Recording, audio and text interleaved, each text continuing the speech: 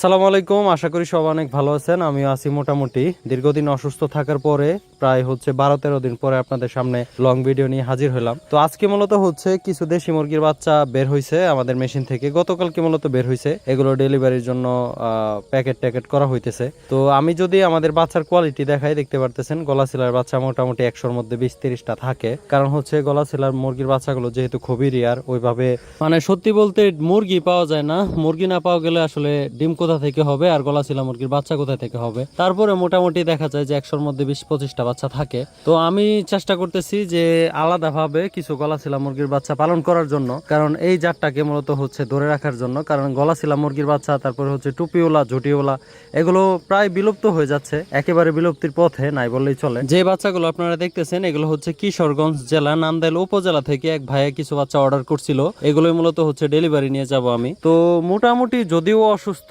এরপরে বলছি যে ভাইয়ের একটা লোক পাঠানোর জন্য। উনি আগে নাকি কার কাছ থেকে বাচ্চা নিয়েছিল, মোটামুটি সবগুলো বাচ্চাই মারা গেছিল। তো আমি আপনাদেরকে আসলে প্রত্যেকবারই বলি, আপনারা পার পিসে 2 টাকা 5 টাকা বেশি দিবেন, এতে করে আপনারা অরিজিনাল এবং এ গ্রেড মানের ভ্যাকসিন করা বাচ্চা সংগ্রহ করবেন। আপনারা অবশ্যই জিতবেন, কোনো প্রকারই কোনো সময় ঠকবেন না। আর যারা মূলত কম দামে ভালো জিনিস আশা করেন, তারাই মূলত প্রতারণার শিকার হন এবং খামার করে প্রথমে আপনারা ধরা খান। তো এটা আপনারা কোনো সময় করবেন না। প্রয়োজনে আপনারা 2 টাকা 5 টাকা পার পিসে বেশি দিবেন, কিন্তু ভালো জিনিস সংগ্রহ করবেন।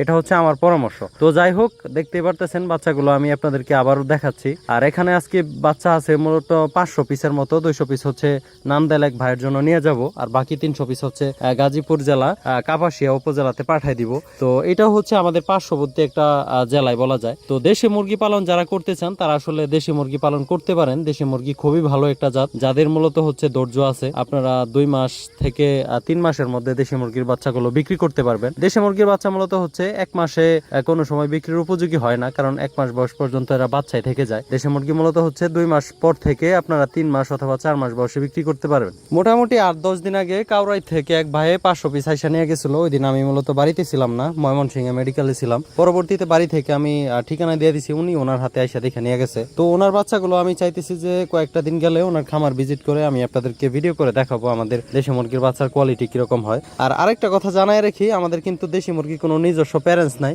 এগুলো জেনুইন অরিজিনাল দেশি মুরগির বাচ্চা। এগুলো লোকাল ডিমের বাচ্চা, বাজার থেকে ডিম সংগ্রহ করে আড়ত থেকে মূলত আমরা মেশিনে দিই। তো যাই হোক, ভালো থাকবেন সবাই। ভিডিওটা আজকের মতো এখানে শেষ করছি। আসসালামু আলাইকুম, আল্লাহ হাফেজ।